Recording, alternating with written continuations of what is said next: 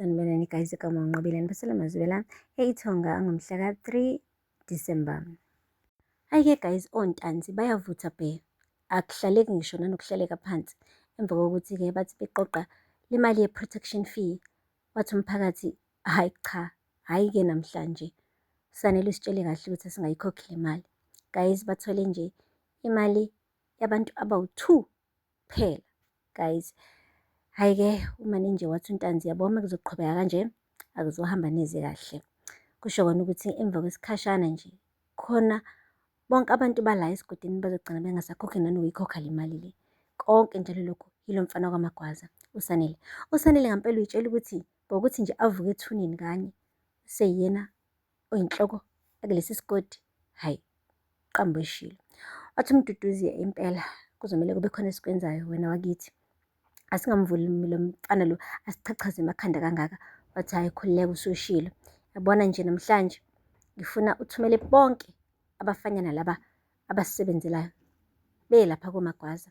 Ngifuna isibongo sakaMagwaza singaphinde sizwe ngaso kulesi sigodi kanye noSanele Imbala. Kumele singaphinde silizwe igama lakhe kulesi sigodi. Wathi akumele uyiphinde bafu, siphezu kwayo. Guys, akupheli-ke lapho. Ngapha nakoMagwaza uSanele vele besesewusola umqhakazo ukuthi njengoba nje eseyihlokolozile inyoka emgodini vele isizophuma ebesifuna ukumluma. Umane nje waya emndenini wakhe wonke, wakhipha isibhamu sakhe wasibeka phezu kwetafula, waqeda wavula isikhwama, wakhipha ezinye iy'bhamu guys ey'ningi, wanikeza wonke umuntu emndenini 1 by 1 by 1. Wanikeza ngisho u-Ayanda guys isibhamu. Wathi Ayanda, hayi bo nami ngasithola isibhamu. Wathi kunjalo.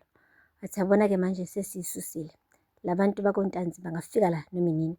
Wathi uMakhumalo, kodwa mfana wami sikhona isidingo sayo yonke le nto le.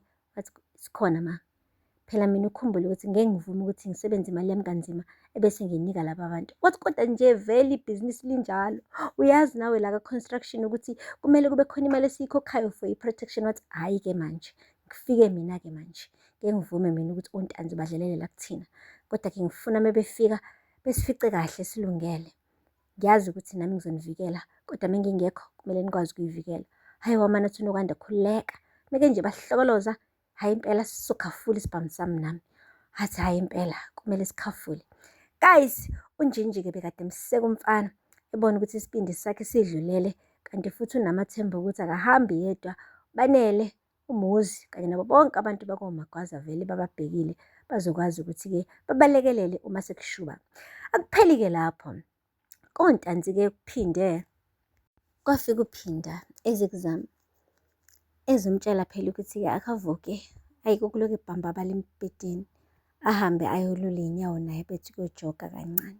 Uzamile ukunqaba, kodwa-ke kwasho kona ukuthi uphinda uyagcizelela, uyasho ukuthi ayibo girl, lalela, yabona nje sizothatha le walk, uzoba right, uzoba fresh. Vuka ngikuphathele nansi ngisho iy'ngubo zokugqoka la, gqoka sambe. Emnikeze nje i-energy ukuthi hayibo like akathi ukuvuka emaqandeni. Uzama-ke ugcine-ke ethathile leyo offer, baphuma-ke bahamba. Emva kwalapho-ke wacela uZama ukuthi ucela amphelezele phela uphinda akwazi ukuthi-ke aye kwenze nje into encane ezokwazi ukuthi avalelise kwingane yakhe phela kahle nangosiko. Ukusho lokho nje ngoba nakho esebona phela ukuthi uphinda uyamnikeza ngempela ihlombe lokukhalela. Uyasho-ke futhi nanokuthi uyayishaya ngempela ngaye. UZama kancane kancane uba nethemba lokuphila-ke manje njengoba esebona ukuthi akayedwa kahle kahle, ukhona uphinda, ukhona eduze kwakhe akamshiyile, noma bengamshiya oBanele kodwa yena uphinda ohlezi khona. Guys, uthe nje efika laphaya emsamo wakontanzi uZama wabasa ikhandlela, waqala ngokubiza uma wakhe, washo ukuthi eyi ma, uyazi lobo buhlungu engibuzwa la njengamanje, yazi ngiyabonga ngoba wena ukaze wabuzwa. Ngizwa ubuhlungu obukhulu bokulahlekelwa, ngiyakukhumbula ma. Sesuka lapho waya-ke kuBanele, wathi Banele, iy'ntambo sengiy'dedela kuwena-ke manje, ngithi uzuyinakekele ingane yethu, uzoyenza isiqiniseko sokuthi lapho ikhona ihlala kahle. Waqede lapho wathi ngane yami, uyazi ngendlela bengikuthanda ngayo, ngikuthande ngingakakwazi ngisho ukwazi, ungakafiki ngisho ukufika. Uthe nje sakhuluma kanjalo kwabe kuqhamuka uNtanzi wathi, hayibo, hayibo, hayibo, hayibo, hayibo, kwenzakalani emsamo wakoNtanzi? He, ubiza iy'nyanya zami wenzani? Cathi indawo yokudlala le zama. Eyi, waqede lapho wakhotha iminwe, same time. Waqede lapho wacima ikhandlela ngeminwe yakhe walithi hlafa. Wathi Zama hlobo wenza ntoni la? Eyi, uZama wathi ngiyavalelisa baba, ngivalelisa ingane yami, ngiyacela bandla, ngicela ungangiphazamisi la. Wabhekisa ikhanda ngakuphinda wathi wena ubhizi la, ugqugquzela uZama ukuthi enze lento.